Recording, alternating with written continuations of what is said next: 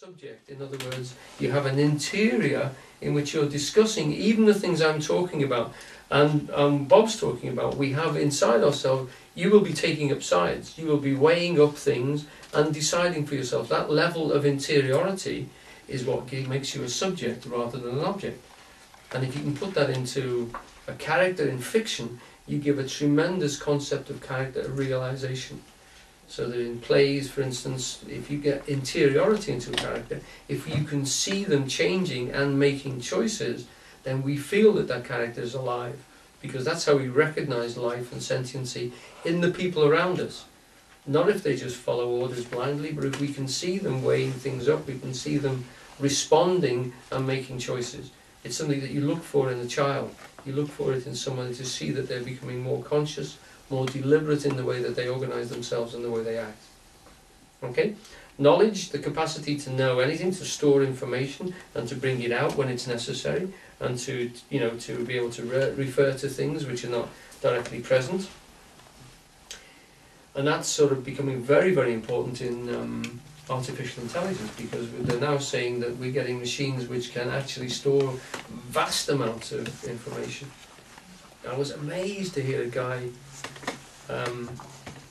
talking on the radio about, he's an Arab guy, and he'd been arrested several times by the CIA, and they took him away from home for periods of weeks. So he decided that he wasn't a terrorist, but there was no way he could prove that he wasn't a terrorist. It didn't take weeks and weeks and weeks. So what did he do? He got himself a camera, put it on his chest. It takes a photograph every 10 seconds, and he sends it to the CIA at the end of every month. And it's got a photograph of everything he's done, even going to the toilet, even sleeping. His camera is what his eye view of the world. Now, if you think of that it's possible to store that on a hard disk now, and to send it to the CIA and say, look, that's what I've done every 10 seconds for the last month. So don't come and arrest me again. You don't need to arrest me. This is everything I've done. This is you don't have to believe me. There's no way I could do this any other way. Now, if you think of that, they were discussing on the program, it's possible for human beings to do that. Just to prove that you're a decent citizen. To prove you're not a criminal. I mean, the whole range of it is just ludicrous, but it's possible in the future, as information storage systems get more and more sophisticated, that we would be able to do that. You know, and that these things could then become, there's levels of storage of information which are just, it's exponential the way that we are now storing information. It's what started off as writing and recording and was very, very minimalised, has gone through the roof. It's starting almost to curve back on itself. So the universe as information storage and retrieval of information is getting extremely sophisticated. That's one of those things there as knowledge. We're now getting machines that can sort through, sift through, and bring forward information for themselves. Are they conscious? Do they start to get conscious? Well, it's an interesting point. It has to do, does that reach a point when it starts to be able to make proper, intelligible choices? Okay. Let's go down to a few more. Self-agency, the capacity to orientate and to move itself externally, as well as move itself internally, which was the capacity of the first cause. Sorry, which I missed out just then. Purpose, the capacity to have an aim and a goal to design. Why I find these fascinating is because these are literally well, not quite, but there's at least 5 of those levels which we come through in making a conscious choice in terms of the way we act in yoga. Actually, to take ourselves into a position, we try and refer to these levels, if you like, inside ourselves of intentionality. I think meaning and value are very closely allied, and I would have put them as one, but he has them separated as 2. And it's worth noticing that one of the functions of consciousness is that we add meaning to a situation. The situations themselves, you can't... for a human being might have value and meaning as a human being for the life values that we have. But for most people, they import into situations the value. We give value to a situation and we give meaning. And the very fact that we do that, like with the game doesn't play its own game, it doesn't enjoy itself being Grand Theft Auto. What we have to do, we import things and give value to things and create a hierarchy of systems.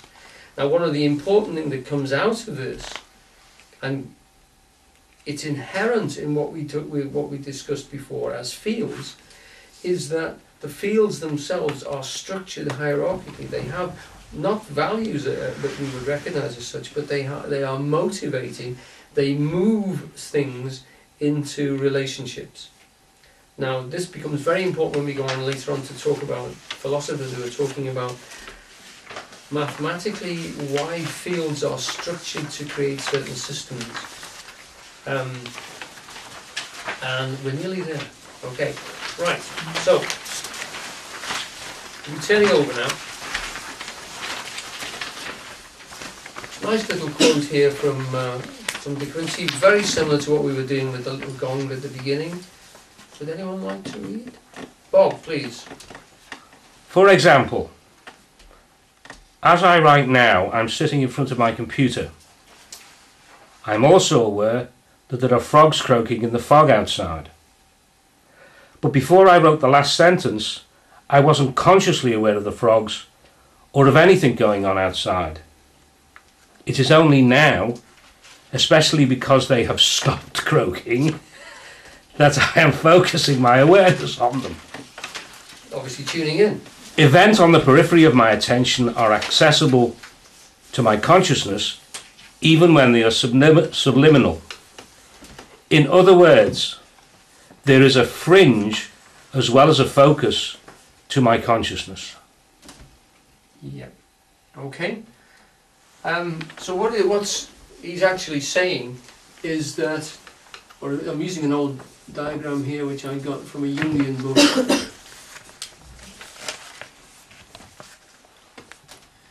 And the suggestion is here that there's a focus level. There's, if you like, a bright light, or a way of describing it is there's a bright light of conscious awareness, deliberate, I am writing this, and subliminal to me, or subconscious to me, just below my level of consciousness, if you like, there, where I'm very clear, there are frogs croaking. Now when I pay attention to them, I notice them, and I'm no longer aware of my typing, so the frogs come into the consciousness and the typing disappears for a moment and goes into the subconscious. The subconscious means it's just below the level of very clear, precise consciousness, and it can be retrieved at any moment. But in that band of consciousness, we can't hold a great deal. We're limited to the amount of stuff we can focus on. But we have lots on the fringe, as he's calling it, which we can pull in and visit and then go back to what we were doing, or make that the new subject. Does that make sense as a description? Okay? So that's what he's talking about. Jung would say that beyond that subconscious level of easily retrieved stuff, it slides down, getting murkier and murkier to things which are very, very difficult to retrieve, and some of those will be memories which are only on the borders, and it goes down into the unconscious, where there are possible motives here, things moving, which are moving us, but we can never get them clearly into focused consciousness. And because of that, we have to refer to them in different ways, and we experience them in different ways. And what he's suggesting is we experience them as feelings, and they can never become much more than that, because we can never consciously see them. And these are metaphorical in that sense, or they're mythical, and they will be represented by symbols. Okay?